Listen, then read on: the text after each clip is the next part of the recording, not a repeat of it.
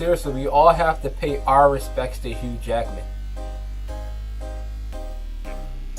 Patrick Stewart as well for all that he's done for movies from Star Trek to X-Men, but more so Hugh Jackman for embodying one of the most beloved and awesome superheroes of all time, that is Wolverine.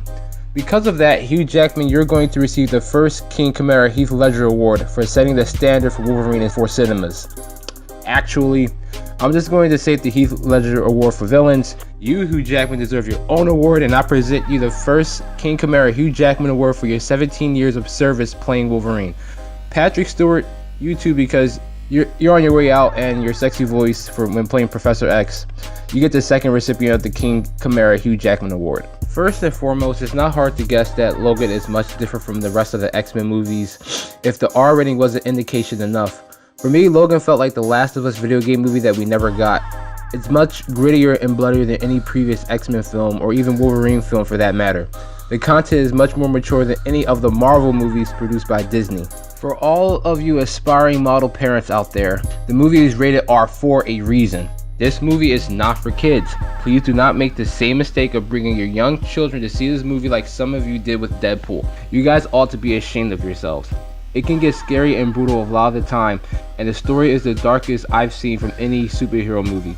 And that's another thing, the movie is more of an action thriller than a superhero blockbuster.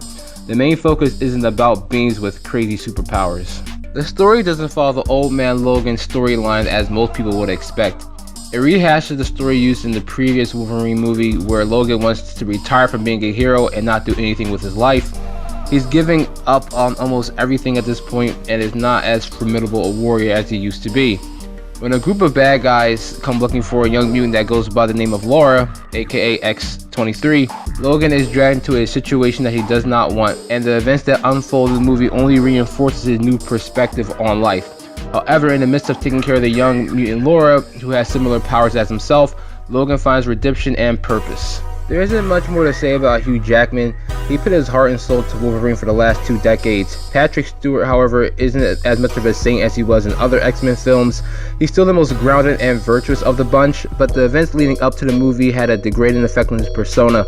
All that he has seen in his old age has morphed how he deals with mutant human dilemmas. The young girl Laura doesn't speak as much for the entirety of the movie. Her character is very well done, but I doubt her actress will reappear in future movies because of her age. The choreography in this film is great, not on the same level as you would see from the Russo brothers, but if you enjoy the action and violence in Deadpool, which you should, then you'll definitely enjoy what you'll see in Logan. It doesn't quite hit the same mark with pacing the same way Deadpool has. When things slow down, which happen quite often in Logan, it does slow down for a purpose, similar to other Wolverine films in the past. However, it doesn't have the humor to help carry the viewer through the slower parts of the film like Deadpool.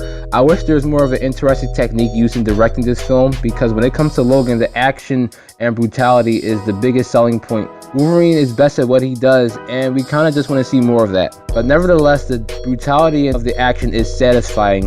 The fact that this movie is rated R allows Logan to cut loose in the way that we always wanted him to.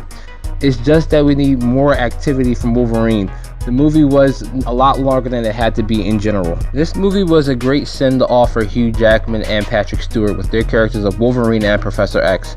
The movie is grounded, it's unique, and it has a healthy amount of amazing and stunning moments with a very solid story.